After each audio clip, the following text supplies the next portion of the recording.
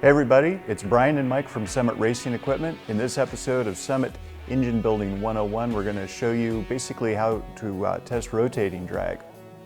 Yeah, and most of the engine builders and racers I've been around, a lot of guys always talk about how many foot-pounds of drag the short block has, and usually that's a way to determine if it's tight or loose. Usually loose is fast and low friction, and accelerates faster and makes more power.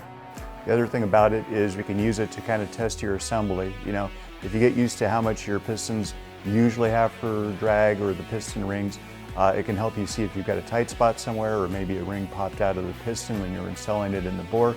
There's a lot of things that can help you save an engine by using this method for testing.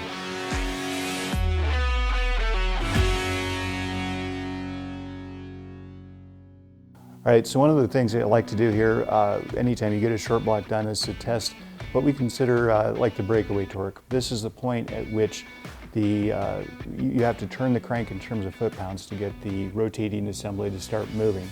Once it starts to move, it actually will have a continuous motion and that peak number will drop. But that peak number is just an indicator for you to kind of know, like, do I have something really kind of tight?